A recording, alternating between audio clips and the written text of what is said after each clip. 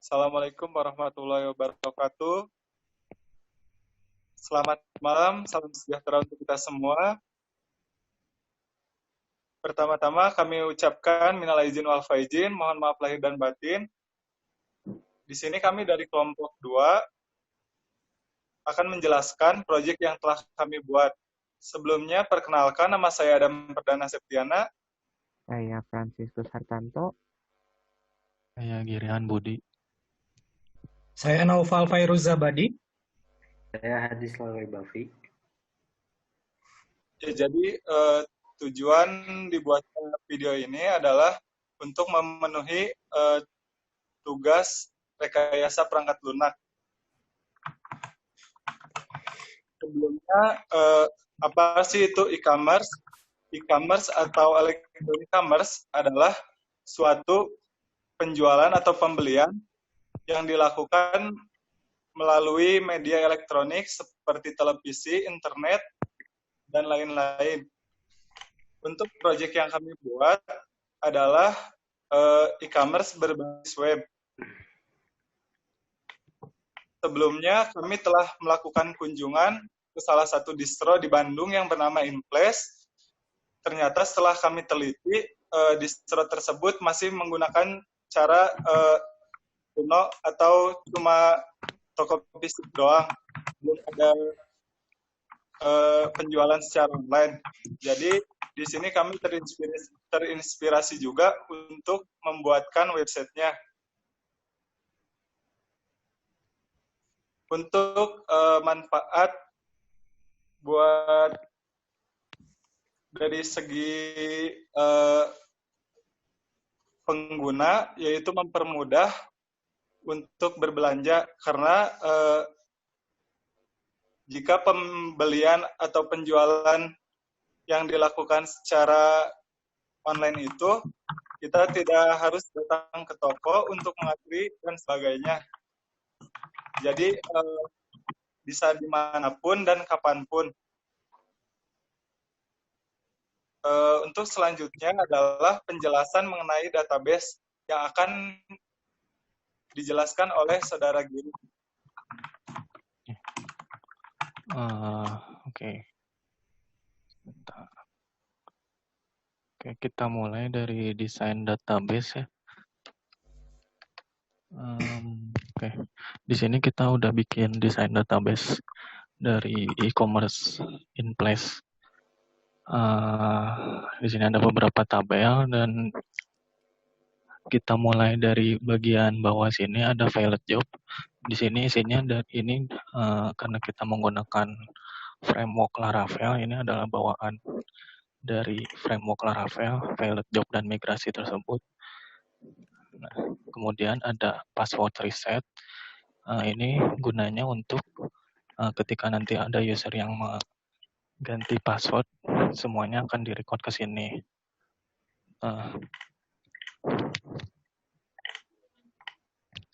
Di sini akan dicatat email token dari user tersebut, dan ini ada timestamp-nya, tanggal sama jam perubahan. Kemudian kita ada dari sini ya, transaksi detail. Nah, ini tuh adalah dari transaksi sini. Nah, transaksi ini punya satu tabel buat detail, namanya transaksi detail. Nah, ini menyimpan detail dari sebuah record transaksi. Jadi di dalamnya ada transaksi ID-nya nomor berapa, terus produknya yang dibeli itu apa, jumlah produknya apa, dan total pembayarannya berapa dari transaksi detail transaksi tersebut. Kemudian ada tabel transaksi ini, ya tabel transaksi. Jadi nanti ketika user melakukan transaksi akan direcord ke sini. Di sini ada ID, date itu untuk tanggal transaksinya, jenisnya timestamp, Kemudian ada user ID, ada payment ID, shipment ID-nya, ada status juga. Status ini nanti digunakan untuk status dari transaksi tersebut, sifat statusnya entah lagi dalam proses pengiriman atau pending pembayaran atau di cancel dan atau ordernya udah finish. Kemudian ada total, di sini kita simpan totalnya juga, total pembayarannya berapa yang dibayarkan. Kemudian ada shipment, ini punya shipment detail juga. Nah, shipment detail ini menyimpan ID dari shipment. Di dalamnya ada ID dari shipment-nya. Terus ada produk ID, ini barangnya yang dikirimkan apa, jumlahnya, ada quantity. Kemudian ada total berat yang dikirimkan, total berat dari produknya. Nah, di shipment-nya ada receipt number, ini ada nomor resinya. Nah, nomor resi ini biasa kita dapat dari misalnya kode JNE itu nomor resinya kita dapat di situ. Origin sama destination itu tipenya integer, itu menyimpan nama ID kota. Jadi setiap kota mau punya ID masing-masing, jadi kita tahu bisa dapat origin sama destination dari nentuin kota tersebut. Nah, itu gunanya nanti bisa buat menghitung ongkos pengirimannya kira-kira berapa. Kemudian ada user ID, ada courier ID. Nah, user ID itu usernya yang bertransaksi, usernya berapa. Terus kemudian ada courier ID menyimpan ID dari kurir yang dipilih, misalnya kayak JNE atau tiket dan semacamnya. Terus ada harga, ada tanggal pengiriman, ada tanggal penerimaan. Terus produk kategori,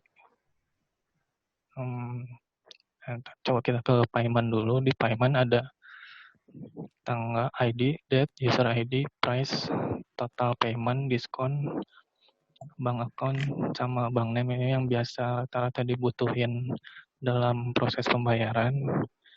Jadi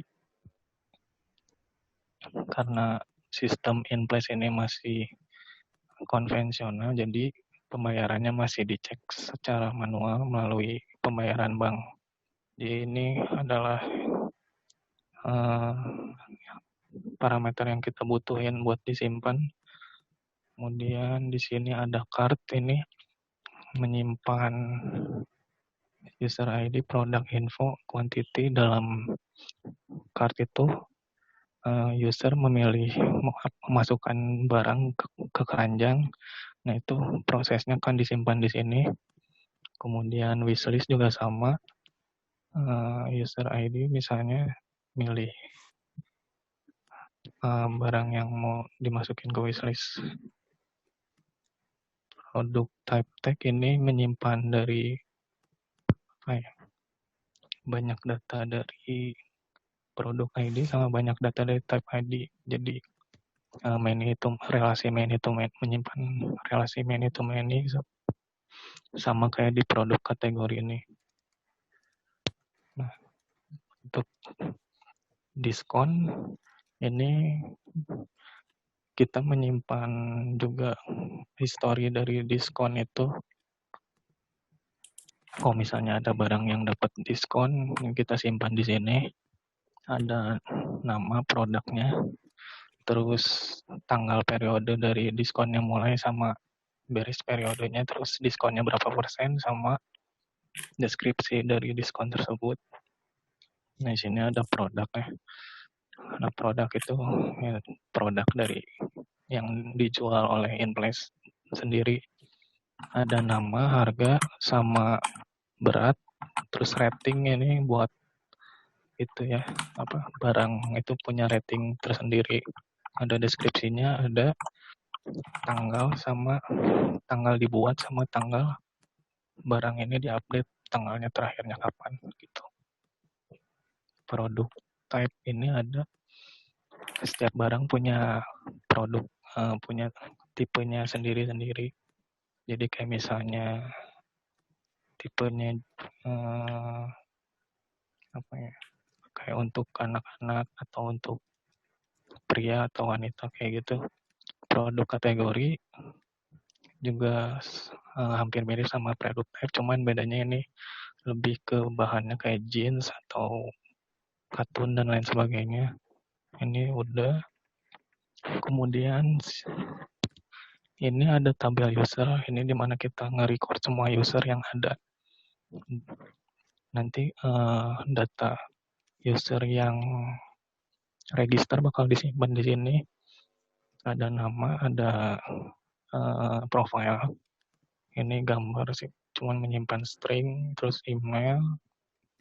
Ini verifikasi email. Ada role-nya, ini admin atau bukan. Karena disatuin antara user sama admin, jadi kita kasih parameternya di sini. Kemudian ada email, password.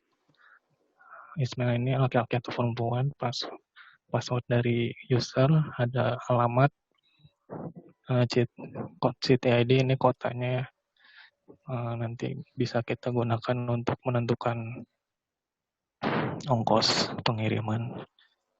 Remember token ini session buat user itu login, create app sama update app. Ini sama kayak yang di sini, tanggal pembuatan sama tanggal update terakhir user. Terus ada postal code. Di sini ini kode pos ya. Kode pos itu nyimpen provinsinya, ID. Terus ada provinsi ID, ada tipe, ada nama, ada nomor postal code-nya. Terus di sini ada provinsi, ini nyimpan ID sama nama provinsinya. Nah, jadi segitu sih dari desain database. Mungkin selanjutnya akan dijelaskan oleh Hadis. Ya, selanjutnya untuk penjelasan selanjutnya tentang masalah sistem ya. Untuk sistem kita kali ini kita pakai PHP. PHP-nya versi 7.725 yang mana itu termasuk salah satu versi terbaru dari PHP yang kemungkinan bisa kuat untuk menahan laju request data untuk e-commerce ini. Kita nggak pakai PHP murni. Di sini kita pakai framework. Framework-nya sudah disebutkan tadi oleh Giri di sebelumnya kalau kita pakai Laravel. Di sini kita pakai Laravel 7 yang mana itu adalah salah satu versi terbaru dari Laravel sehingga kemungkinan bisa lebih powerful dalam menjalankan aplikasi ini. Selanjutnya di dalam web servernya sendiri kita nggak pakai web server kebanyakan seperti contoh Apache atau Nginx, tapi kita menggunakan Heroku. Heroku adalah salah satu penyedia jasa platform as service yang mana kita nggak usah ngurus-ngurus server di sana karena udah diatur oleh Heroku itu sendiri.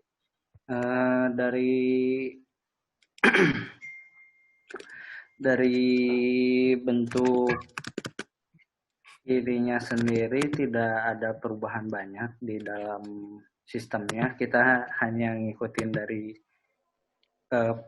flow dari Laravel karena semuanya sudah dibuat oleh Laravel. Hanya tinggal beberapa penambahan sedikit untuk pengaturan seperti CRUD, create user, create barang, stok, dan lain-lain. Create payment juga, seperti kayak gitu.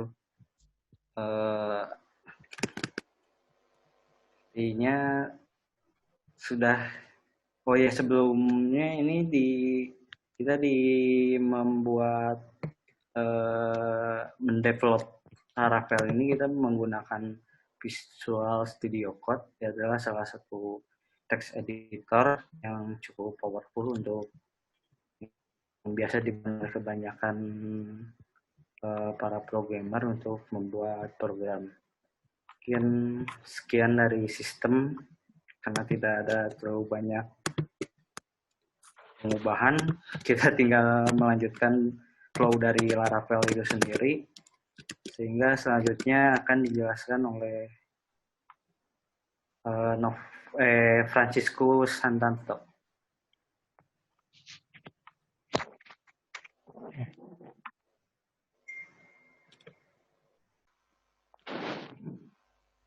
Iya. Untuk selanjutnya, untuk tampilan user,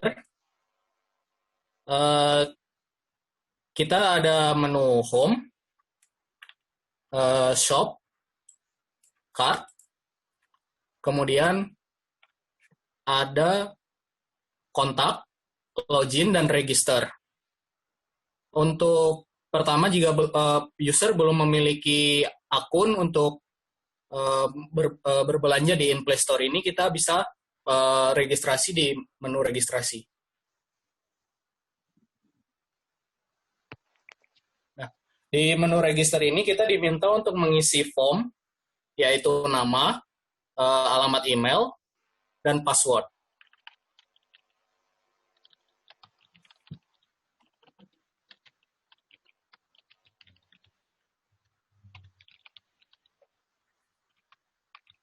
Setelah itu, kita klik register untuk melakukan registrasi.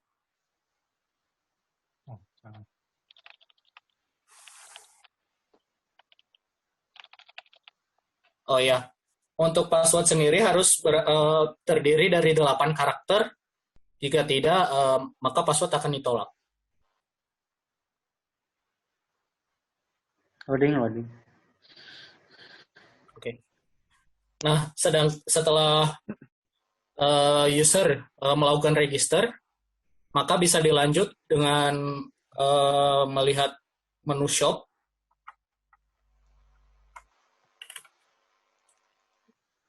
Di mana di menu shop ini, user dapat melakukan transaksi, dapat memilih barang, dan mengetahui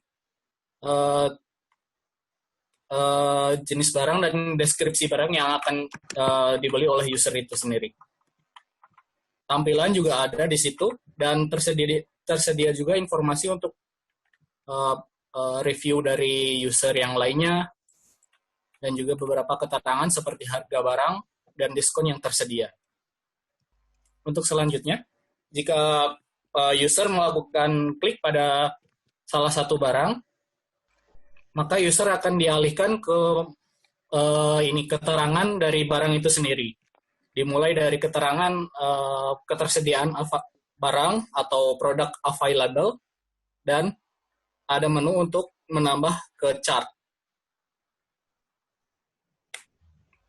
Di sini juga terdapat kriteria warna yang harus yang bisa disesuaikan dengan keinginan user. Size juga ada untuk menu ini. Jika user melakukan klik untuk add to chart, maka user akan dialihkan menuju ke menu chart. Oke. Sok, lanjut, Pak.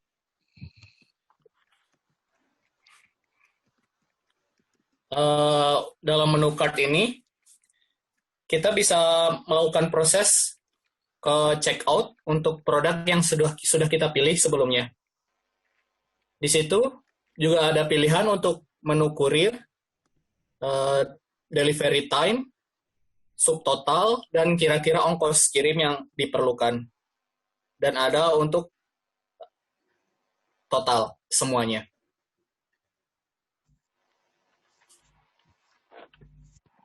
process to check out.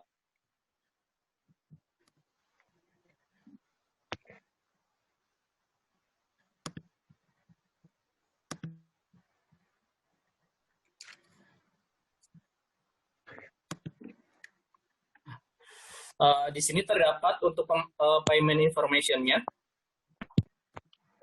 Untuk payment bisa dibayarkan melalui BCA, Bank Mandiri, ataupun Bank BRI. Dengan total yang sudah ada di situ. Nanti akan dikonfirmasi oleh admin.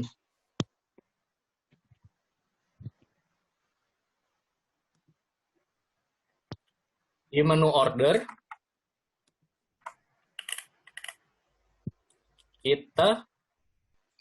untuk menu order, kita bisa melakukan mengecek detail dari transaksi kita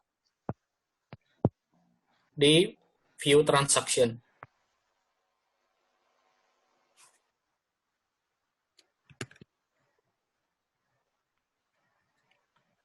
Ya, di sini kita bisa melihat status dari barang yang sudah kita beli. Jika statusnya pending, itu berarti berarti in-play store masih menunggu pembayaran atau konfirmasi pembayaran dari pihak user. Jika statusnya sudah shipment, maka barang sudah dikirim.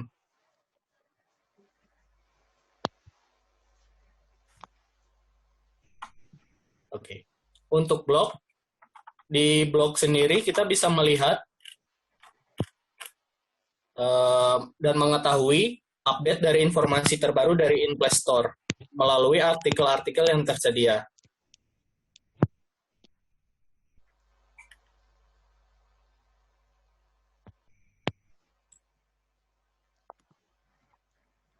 Di artikel-artikel ini biasanya memuat tentang produk-produk terbaru dan juga produk terlaris yang ada di in-play store. Untuk selanjutnya, kita memiliki menu kontak.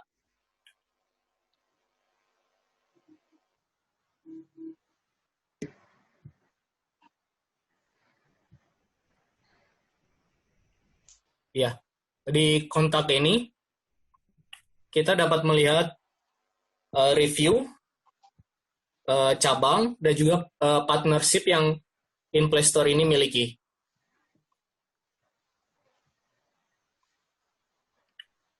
Di kontak ini juga kita dapat memberikan review terhadap barang yang sudah kita beli dan komentar atau opini tentang produk-produk dari in-play store ini. Untuk selanjutnya, kita akan memasuki user login untuk admin yang akan dijelaskan oleh Saudara Franciscus.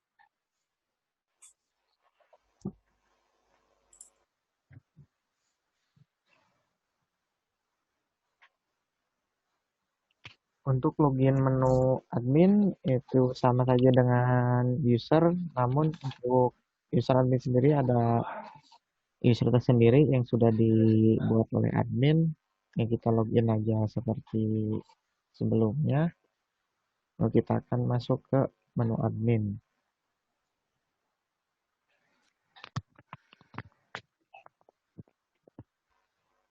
Pada menu admin ini terdapat 4 submenu utama, yaitu main menu, order, products, dan user.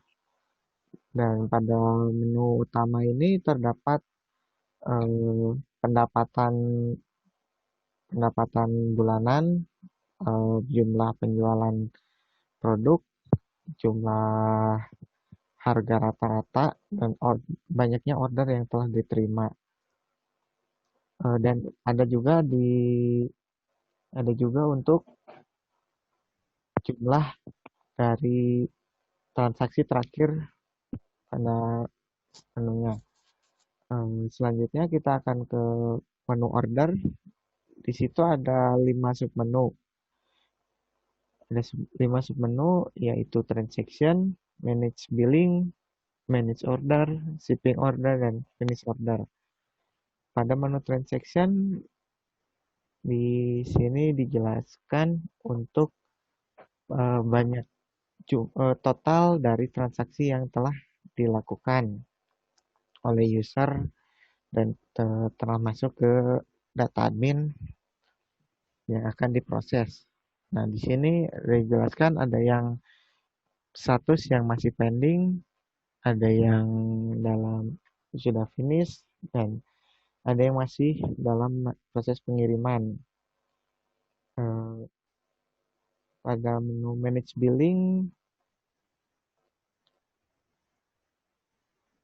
di menu manage billing ini merupakan transaksi yang masih belum ada konfirmasi pembayaran dari user ataupun yang masih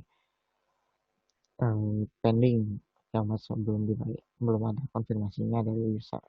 Nah, saat kita klik salah satunya akan muncul. Nah, saat klik salah satu transaksi, di sini dijelaskan siapa sih yang membelinya, si usernya, dan dijelaskan alamatnya, destinasi pengirimannya kemana, apa saja barang yang akan yang dipesan, dan jumlah total yang harus dibayarkan oleh user. Di sini kita apabila telah menerima konfirmasi dan telah kita cek bahwa konfirmasi ada, akan dijelaskan di sini bahwa kita harus menulis jumlah nama bank dan nomor rekening transaksi yang dilakukan. Lalu kita klik confirm.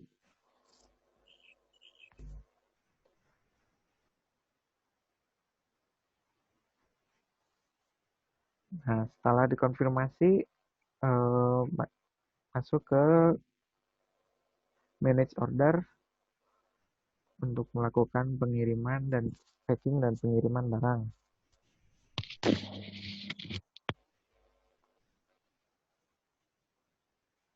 Nah, di sini dijelaskan bahwa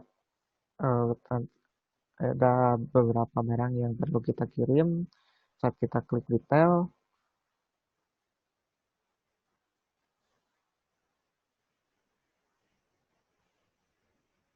saat kita klik detail akan kita lakukan accept di approve dan akan kita kirimkan bahwa stok barang masih ada dan kita lakukan pengiriman.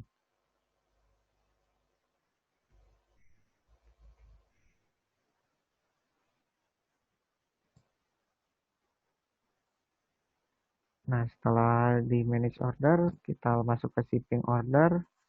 Di sini dijelaskan bahwa barang yang telah kita lakukan konfirmasi bahwa stok barang masih ada, kita lakukan packing, lalu kita kirimkan, dan status dari pengiriman ada di menu ini. Lalu untuk finish order, di sini di sini masuk menu bahwa barang telah diterima oleh user untuk pembeli yang memang sudah selesai dikirimkan. Selanjutnya ke menu produk. Di sini kita bisa melihat bahwa di sini ada dijelaskan bahwa produk-produk yang ada di InPlay Store ini. Nah, di sini kita bisa menambahkan maupun mengubah ataupun menghapus jumlah barang yang ada. Nah, di sini dijelaskan kita bisa memilih ukurannya, stoknya yang ada apa aja, ukurannya, jenis pakaiannya apa. Kita bisa menghapus, menambah maupun mengubah harga maupun mengubah produknya, jenis produk ataupun warna yang tersedia. Di sini kita bisa rubah-rubah.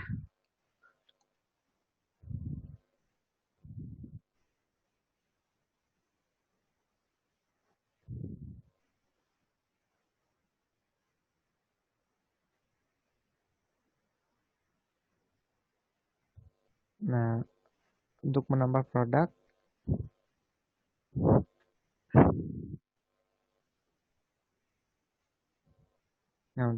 produk, kita masukkan apakah nama produknya,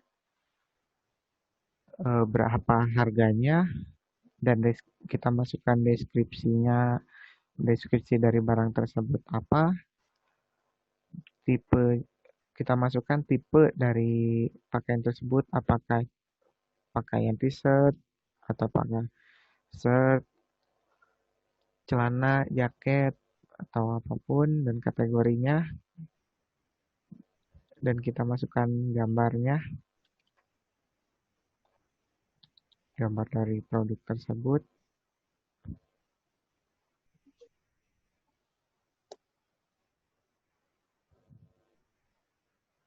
Nah, lalu kita selesai, kita klik save.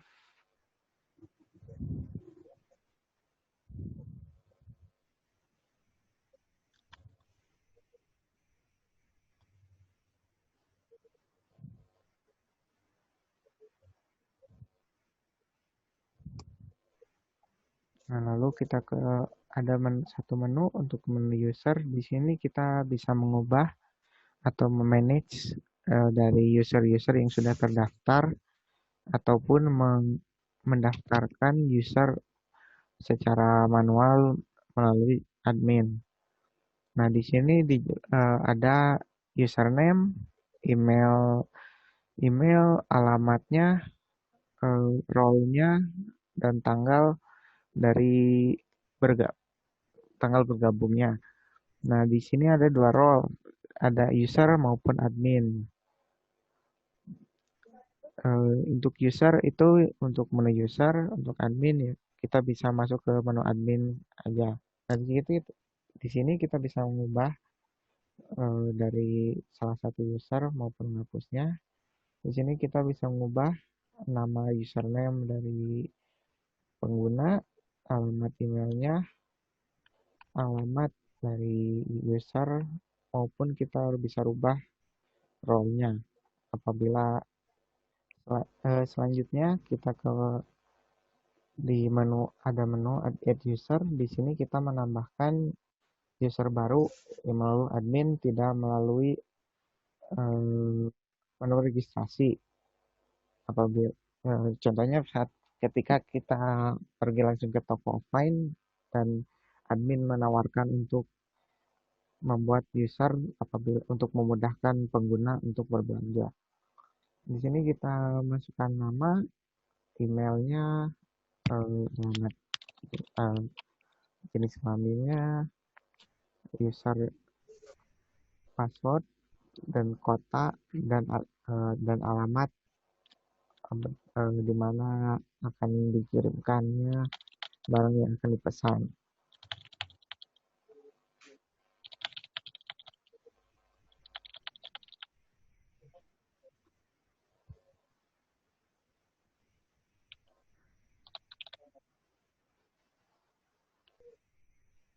Cukup sekian untuk menu admin. Untuk selanjutnya kita ke kesimpulan dari website ini, kembali ke Adam. Ya, untuk kesimpulannya, websitenya telah kami buat dan sudah bisa digunakan baik oleh customer maupun oleh distronya. Kelebihannya apabila dibandingkan dengan sebelumnya, dari segi customer, mempermudah proses transaksi. Karena kita tidak harus datang ke toko fisiknya langsung, kemudian tidak berbatas ruang dan waktu. Jadi ini lebih efektif lah Kemudian dari sisi pemilik toko, keuntungan menjadi lebih besar karena customer bisa berasal dari seluruh Indonesia atau seluruh dunia gitu. Apabila dibandingkan sebelumnya kan hanya dari daerah tersebut. Untuk kekurangannya, kita tidak bisa mencoba pakaian dan melihat bahan yang akan kita beli. Dan ongkos kirim ditanggung oleh pembeli. Mungkin cukup sekian hasil presentasi dari kami. Kurang lebihnya mohon dimaafkan. Ditutup. Wassalamualaikum warahmatullahi wabarakatuh.